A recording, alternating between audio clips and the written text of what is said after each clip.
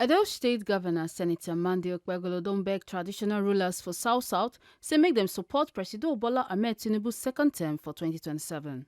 The governor tok dis one wen the South-South Monarchs Forum visit am for Government House, Benin City.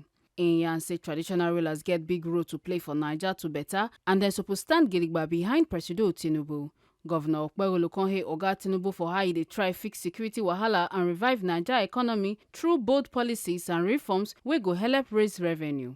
E con tok say South-South must speak with one voice, say na our brother be Presido and e don do well, say make dem support am so e fit finish wetin im start. Oga Governor come beg the king say make dem also help government fight insecurity by watching their communities wella and report bad pipo. Say traditional rulers dem dey important for grassroots sake of say na dem sabi wetin dey shele for community and say if dem work together e go easy to solve the problems wey dey face Naija. The governor con still tok say the unity of South-South is most important. How can we have unity without the input of our traditional rulers? It can never work. It is not possible. If you look at the history of this country, Africa in general, the first rulers of this Africa and Nigeria were traditional rulers. They are our fathers. They know the look and crowning of every community. They know who is who. They know those that are coming in as strangers. They know those that were born in that place. And they see them grow up. So that, for me, is very, very important to note that traditional rulers are people that we should hold on a very high esteem.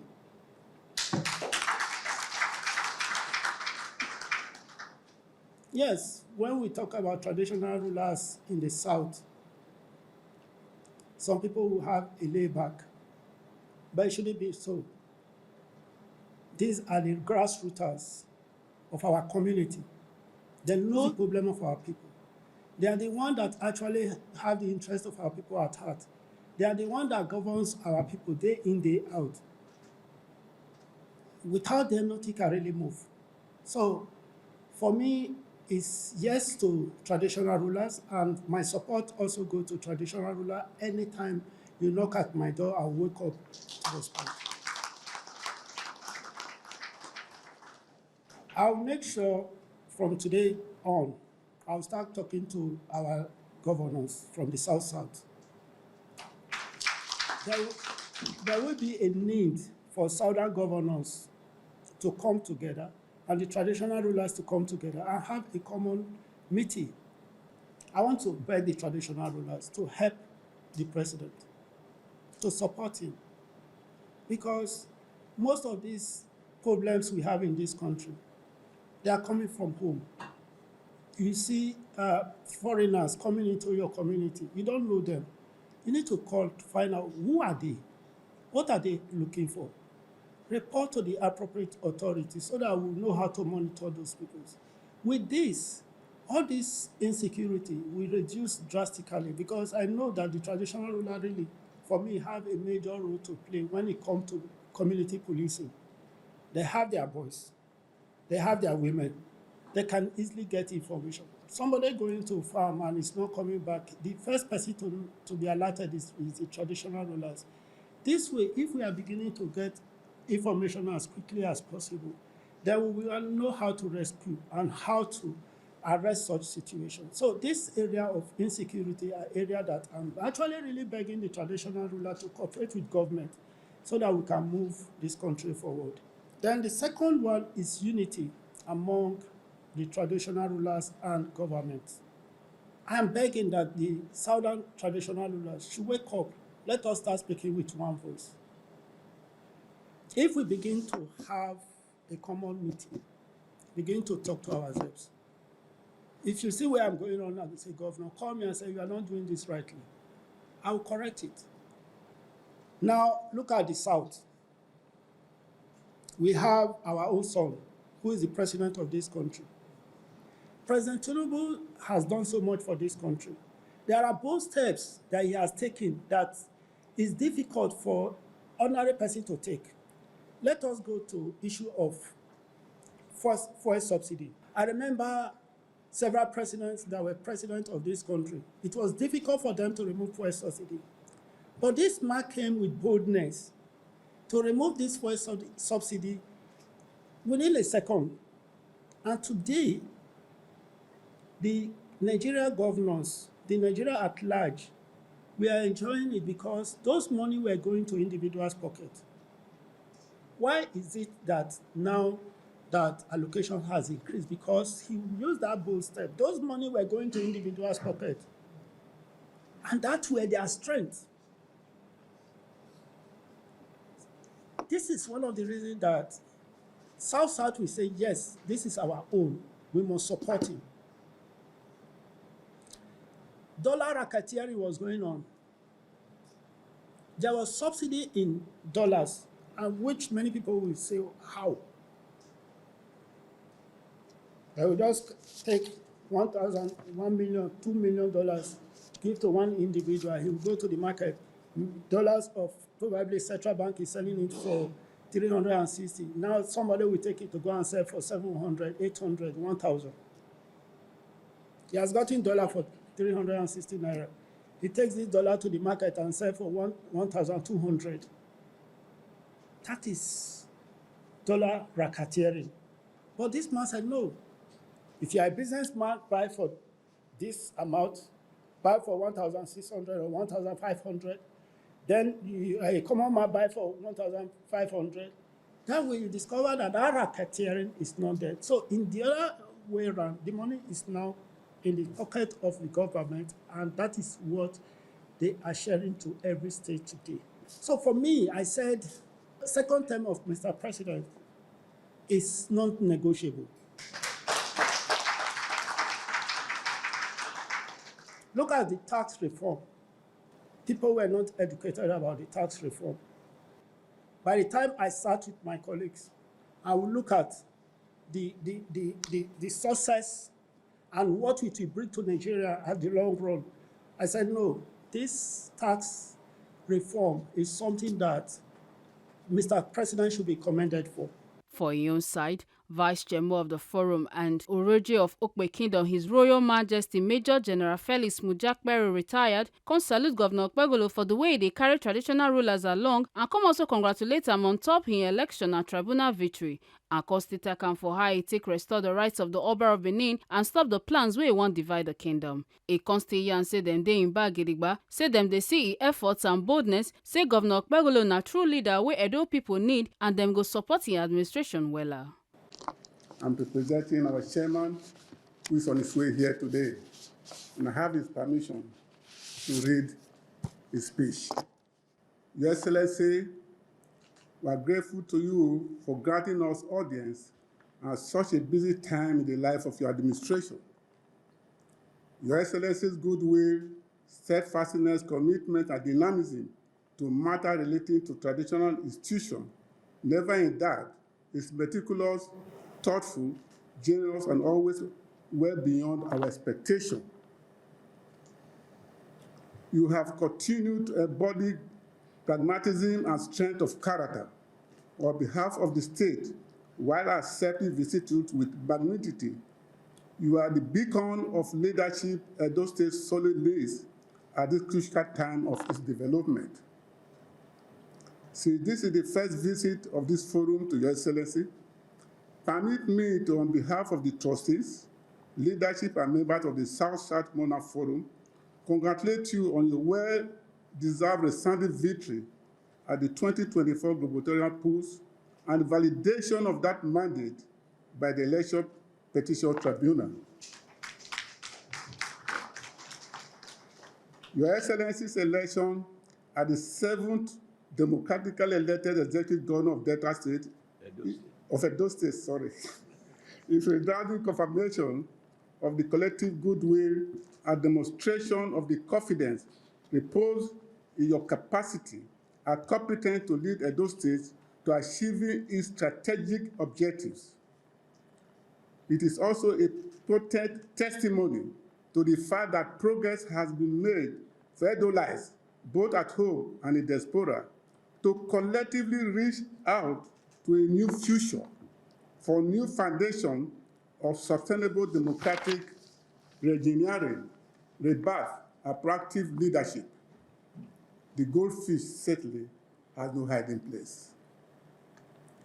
The South-South Monarch Forum was formed in the year 2009, among other reasons, for the purpose of cooperation on various strategic interests, economic development, socio-political advocacy, to bridge the regional differences with other traditional rulers across the country, and to harness our common will and purpose to achieve those overreaching goals which without synergy and cooperation we might well not achieve.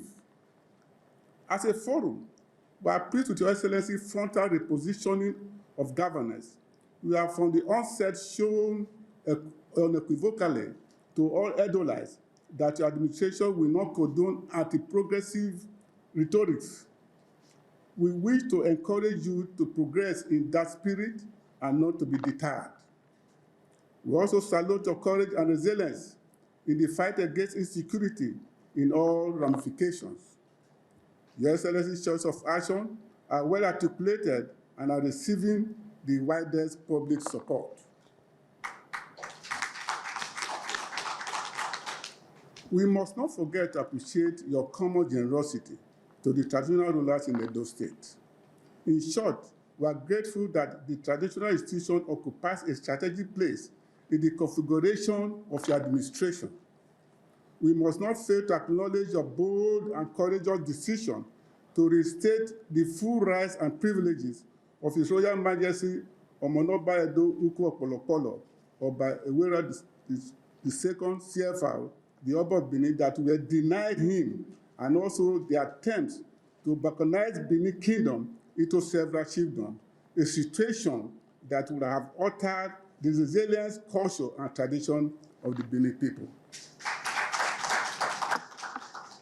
We are also grateful that Your Excellency restored and reinstated His Royal Majesty Alhaji Aliyu Denisi Oba Idanisi II Adonoje of South Ibe and Secretary of our Forum to his throne after deliberate attempt to dispose him without justifiable tradition and judicial reasons. It further confirms your respect for the traditional institution and the rule of law. Your Excellency, the South-South Monarch Forum, during this very first visit to you, is pledging its full support to your administration whenever you may require its input. We do so in the confidence that the capacity pool of our institution in modern times have matured to cover almost all the skills required for progressive governance. The South-South Monarchs are ready to stand by you because you have demonstrated capacity to revive the hitherto dwindling fortunes of the state. History shall judge you kindly and celebrate the great steps you have initiated in the 7 months of your administration.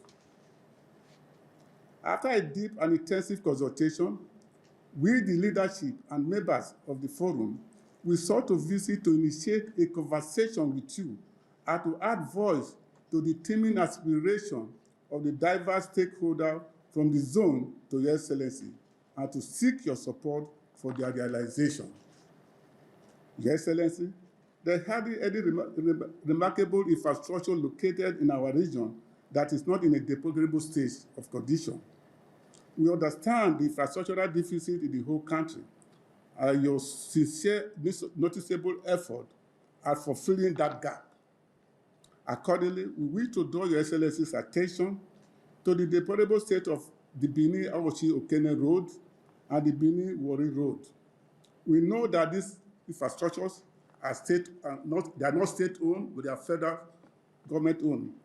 We believe that since you are in the same party with Mr. President, be able to use your position to tell Mr. President about the condition of this road and how our people are suffering.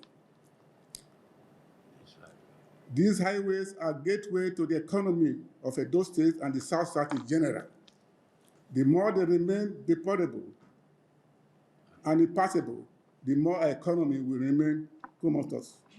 As noted in our preamble, the capacity pool of the South-South traditional rulers like their counterpart in other parts of Nigeria, has matured to cover almost all the skills set requisite for governance. More so because the lower units of administration in such a program are the local governments and communities traversed by the royal fathers. Yet, up to this point, the traditional institutions have been left out entirely from most of the critical interventionist initiatives, but are trusted to access custodians who lack in-depth knowledge of the traditional governance, network, and culture of the respective communities. Accordingly, we seek more involvement and urge for inclusion in some of the strategic initiatives that are undertaken by the government, including the fight against insecurity. A governor generally, international institutions can play the following roles: provide wise counseling to government, provide two-way communication between government and the people in matters of grassroots, health, empowerment, security, enlightenment, and development. Our institution is one of the lifetime tenures. The advice is thus more objective and takes into account the long-term benefits and potential consequences.